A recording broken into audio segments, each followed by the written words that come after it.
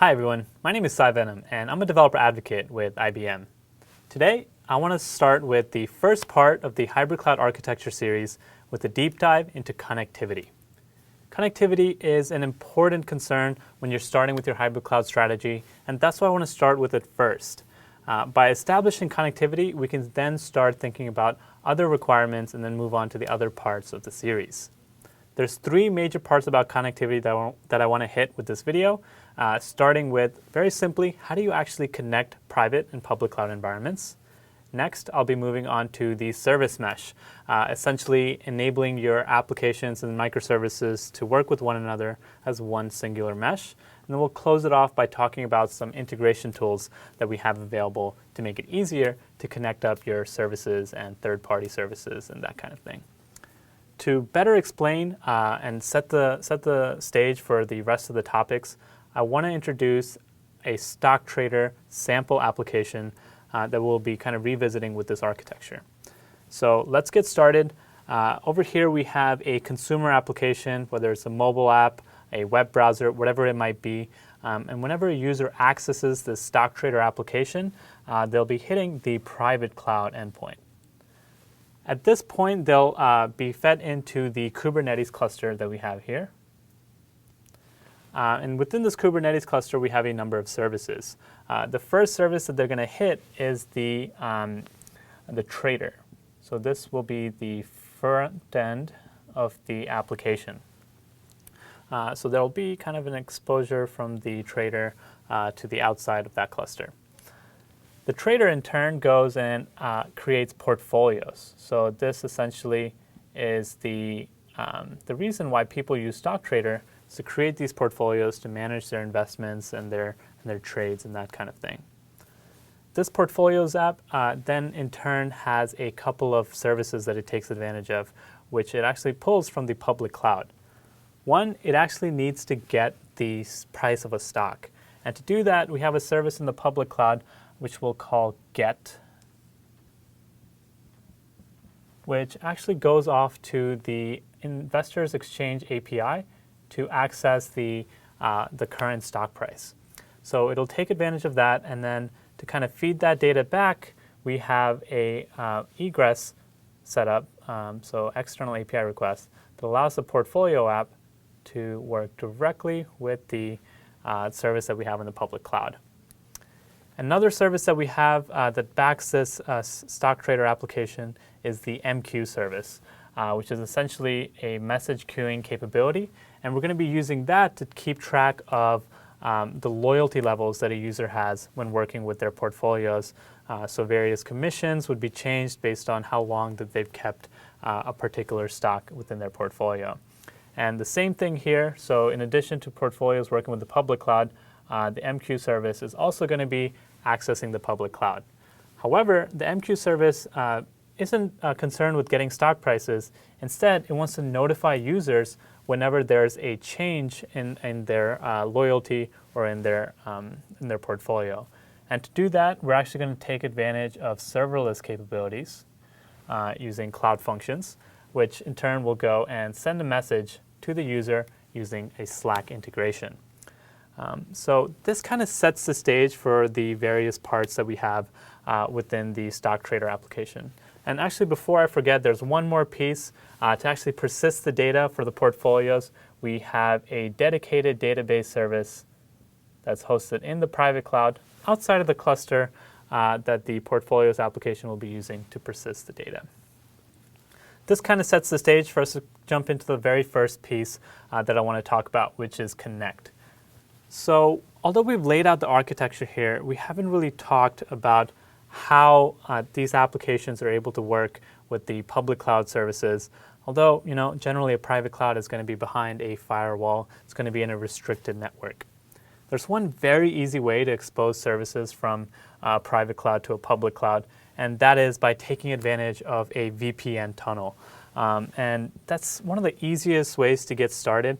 An IPsec VPN tunnel essentially exposes a subnet of IPs that can be exposed from the private cloud and public cloud, enabling those connections to happen. So we'll create that VPN tunnel between the two environments. And one key thing to note here is that this is all happening over public internet. So this has some caveats. Although it was very easy to set up, the problem is that when you're working over the public internet, you're kind of you can be kind of affected by variability in the amount of time a request takes to travel between the private and public cloud. In addition, VPN, you're not going to get the best bandwidth capabilities out there because you're going over the public internet flows. So there's an alternative to VPNs, and that's taking advantage of direct link capabilities to create entirely private connections between your private and public cloud. This is made possible by taking advantage of a POP, which is a point of presence, generally provided by a public cloud and enables completely private connections to that private cloud. And this kind of always exists.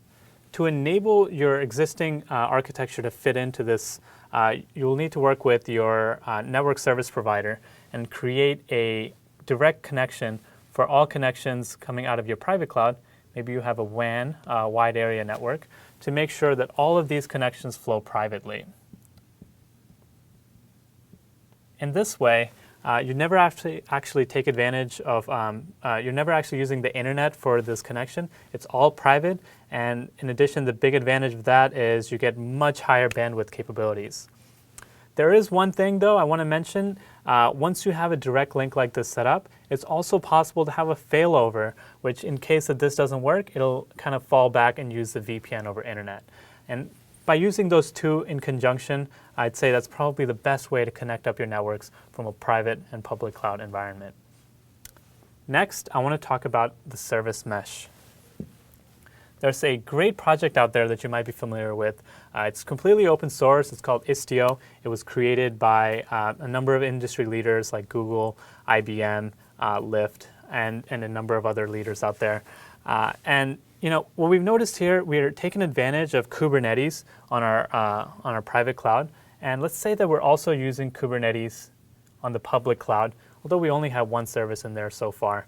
We'll get around to creating some additional ones later on. So what we have is two different clusters in different environments. We want to make sure that they get managed in an easy way so that your operations teams don't have to concern themselves with working with multiple environments, multiple clusters, which can lead to an increased kind of load, and it can be quite difficult to manage. So a service mesh, essentially, generally in the context of Istio, you manage the services within a single cluster. But there's been new developments in Istio that allow you to connect up multiple clusters together and have the services behave as one singular cluster, one mesh across multiple environments. To better kind of explain this, let's say that StockTrader wants to create a new version of Trader. So we've got V1 here, and we want to make V2, and this time we want to host it on the public cloud. Let's say because we want to have the front end of the application geographically closer to wherever most of our customers are. So we'll create another Trader application. And this one is going to be V2.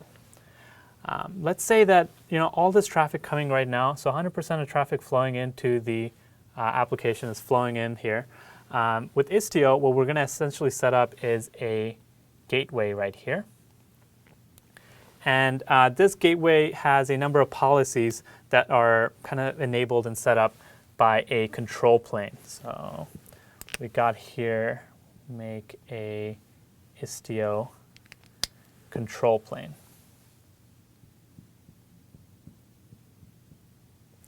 So we've got Istio here, and that's essentially enabling us to create policies for this ingress gateway. So essentially all requests that are flowing in. And now let's say that we want 50% of traffic to flow through to V1. And then we want 50% of traffic to flow to V2. Very simply, once we have the service mesh set up, all we have to do is create a policy in Istio that tells the gateway to route the other traffic, and that will actually go ahead and take advantage of the VPN or the direct link connection we have to move 50% of all traffic to this version of the Trader application. So very simply taking advantage of Istio, our existing connection policies, as well as the control plane, we're able to create a policy that allows us to route a certain percentage of traffic to the new version of the application. This is very useful when you start thinking about creating new versions of your app and rolling them out to your users. The last thing I want to mention, along with Istio, you also get a number of awesome analytics and metrics, tracing, management capabilities. So all of those health management capabilities that Istio offers, they're not limited to the cluster itself. They will actually manage requests that flow between all of your services that your Istio mesh is connected to. Essentially, this gives your operations team a single point of management for all of your services across your environments. And the last thing I want to touch on is integration. So there's a lot of things out there that are repeated quite often. That means customers are kind of constantly doing these things. So IBM has created a suite of tools to make integration with those services easier. For example, let's imagine that you have a set of user data that's stored in Salesforce. And you've already taken advantage of this data, this account data, in your on-prem private cloud application, but you want to start reusing those capabilities in the public cloud. So in the public cloud, maybe there's certain network challenges that change how it's implemented. You can take advantage of these integration tools to very quickly move that data between Salesforce and your public cloud microservice applications, taking advantage of some of these tools. This is made possible through connectors that not only connect up Salesforce, but a lot of other services out there, things that we notice that our customers are doing quite often. Another integration tool I want to talk about is an API gateway. And we're noticing more and more that this is something that really that's really important to the overall hybrid cloud architecture, especially when you're working with third-party services. So here we actually have a number of them with Salesforce, Slack, and the Investors Exchange. Let's say that one of our engineers has a bug that accidentally hits the Investors Exchange way too many times, and they're throttling us, which ends up bogging down the whole system. To prevent that from happening, or just to be more secure about how we're accessing third-party services, what we can do is create a gateway that essentially sits in between the public cloud and those third-party services and allows you to do things like manage rate limits, create authentication, things like OAuth or maybe even basic keys to really restrict how your public cloud services as well as users are accessing those third-party services. So we've noticed that API gateways, in addition to those suite of tools that I mentioned, are a core part of connecting up your cloud services to third-party services, and as well as kind of some of the things that you have going in your private cloud. I'd say that these three topics are the main things you want to think about when figuring out connectivity with your hybrid cloud architecture. As always, we're checking comments for feedback or ideas for new videos, so feel free to drop a comment below. And definitely subscribe, because the next part of this series will be talking about strategies to modernize legacy applications.